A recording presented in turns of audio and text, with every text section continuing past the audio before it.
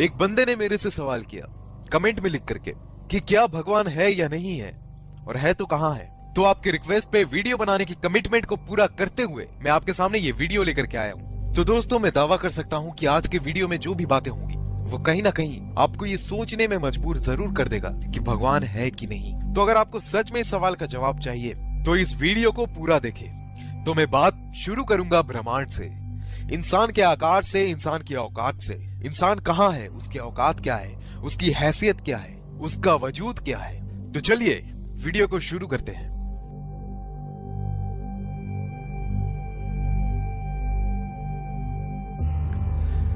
तो बात शुरू करते हैं हमारे धरती के चांद से। मुझे बताने की जरूरत नहीं है, लेकिन आप जिस तस्वीर को अपने स्क्रीन के ऊपर देख रहे हैं वो है हमारा चांद, यानी कि हमारा मून, जो कि हमारी धरती से 4 गुना छोटा है। और इतना ही नहीं, वो सेरस और प्लूटो नाम के ग्रह से भी बड़ा है। उसके बाद बात करते हैं मर्क्यूरी की। मर्क्यूरी हमारे मून से बहुत बड़ा है। उसके बाद बात करते हैं ग्रैनीमेट की, जो कि एक और ग्रह है, वो मरकरी से बड़ा है। उसके बाद बात करते हैं मार्स की, यानी कि मंगल की, जो कि ग्रैनीमेट से भी बड़ा है। फिर बात करते हैं वेनस की, जो कि मार्स से बहुत ज्यादा बड़ा है। और फिर बात करते हैं हमारी पृथ्वी, हमारी धरती की, जो कि वेनस से बड़ा है। इसके बाद हम बात करते हैं तो कैप्लर, ये एक ग्रह है जो कि हमारी पृथ्वी से कई गुना ज्यादा बड़ा है। इसके बाद बात करते हैं नेपच्यून की, जो कि कैप्लर से भी बड़ा है। फिर बात करते हैं यूरेनस का, जो कि नेपच्यून से बड़ा है। उसके बाद सैटर्न, जो कि यूरेनस से भी बड़ा है। और फिर बात करते हैं एक और सितारे की, जो कि हमारे सैटर्न से भी बड़ा है। फिर बात करते हैं जुपिटर की, जो कि उस सितारे से भी बड़ा है। फिर बात करते हैं एक और ग्रह की, जिसका नाम है HD 100546, जो कि बाकी ग्रह से बड़ा है। और फिर हमारा सूरज, जो कि इन सारे ग्रहों से सबसे बड़ा है। फिर बात करते हैं साइरस की, जो कि हमारे सूरज से भी बड़ा है। फिर बात करते हैं पोलस की, जो कि साइरस से भी बड़ा है। पोलस के बाद आता है आर्कट्रस, जो कि पोलस से भी बड़ा है। उससे भी बड़ा सितारा है एल्डेबरन। और फिर उसके बाद उससे भी बड़ा सितारा है रीजल, जिसे ब्लू सुपर जायंट भी कहते हैं। उससे भी बड़ा है पिस्टल स्टार। और उससे भी बड़ा है एंटेरेस, जो कि एक सितारा है। उससे भी बड़ा है बेटलग्यूस। और फिर उससे भी बड़ा है कैनिस मेजोरिस। और उससे भी बड़ा है UY स्कूटी। ये सारे सितारे हमारे ग्रह से काफी बड़े हैं।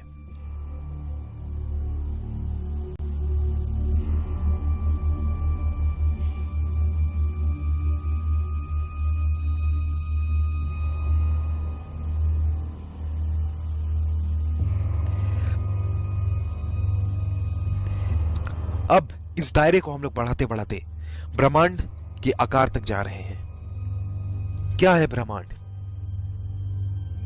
कितना बड़ा है ब्रह्मांड? जरा देखिए आप इसे, तो शायद आपको हकीकत का पता चलेगा कि हम लोग क्या है, इंसान क्या है।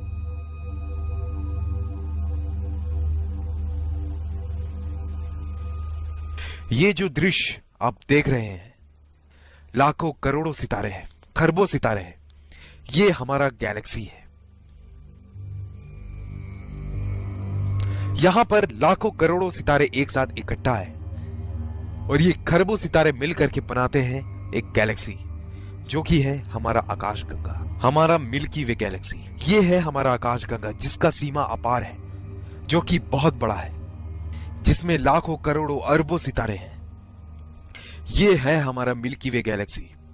जरा सोचो, इसकी आकार के बारे में सोचो। मिल्की वे गैलेक्सी के अलग अपोजिट में एक और गैलेक्सी है, और ना जाने उन जैसे कितने गैलेक्सीज, आकाशगंगा हमारे चारों ओर है। ना जाने कितना, उस करोड़ों की संख्या में है। उन सारों को मिला करके जो बनता है वो है हमारा ब्रह्मांड। उन सभी गैलेक्सीज, उन सभी मंडलों को मिलाकर के जो बनता है वो है हमारा ब्रह्मांड। ये है हमारा ब्रह्मांड। जिसमें लाखों करोड़ों अरबों गैलेक्सीज हैं। ये है हमारा ब्रह्मांड।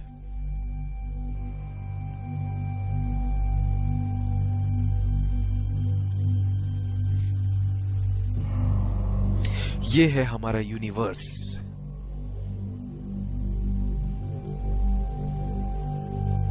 और इतना ही नहीं, आप इस वक्त जो अपने स्क्रीन में देख रहे हो, ये है हमारा यूनिवर्स, एक बॉल। और इतना ही नहीं, ना जाने अपने यूनिवर्स की तरह ना जाने और कितने हजारों लाखों करोड़ों की संख्या में यूनिवर्स है जो कि आपस में एक साथ है। और ये करोड़ों की संख्या में यूनिवर्स मिलके बनाते हैं मल्टीवर्स। और क्या पता इन सारे मल्टीवर्स के ऊपर भी एक सुपरवर्स हो जिसमें हजारों मल्टीवर्स हो, करोड़ों मल्टीवर्स हो।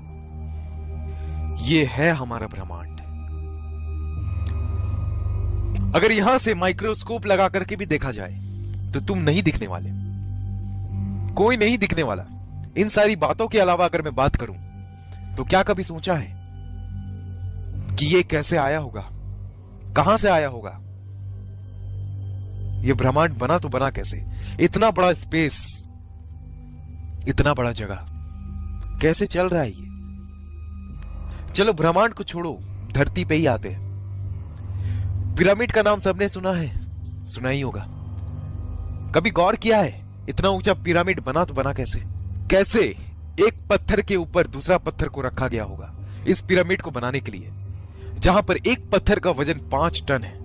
हाथी भी 5 टन के पत्थर को खींच सकता है, लेकिन इतनी ऊंचाई तक इसे कैसे रखा गया होगा? वापस आओ, एक बार फिर से बात करते हैं। क्या तुमने स्टोनहेंज का नाम सुना है? जो आप तस्वीरों में देख रहे हो, यह है स्टोनहेंज। कभी सोचा है क्या इस तरह के लंबे लंबे पत्थरों को एक के ऊपर एक रखा कैसे गया होगा? किसने रखा होगा? ये क्या है? ये कभी सोचा है? क्या आपको पता है मंगल ग्रह में इतना रिसर्च क्यों हो रहा है? क्या आप जानते हो क्या वजह है इस बात के पीछे कि लोग मंगल में यान भेज रहे हैं, लोग वहां पानी की खोज कर रहे हैं? क्या वजह है? हम सभी ने एक थ्योरी बचपन में पढ़ी थी कि इंसान बंदर में से आया है, बंदर से इवॉल्व हुआ है। कुछ वक्त पहले कुछ साइंटिस्ट ने एक सवाल उठाया कि जब इंसान बंदर से इवॉल्व हुआ है तो सारे बंदर इंसान क्यों नहीं बन गए?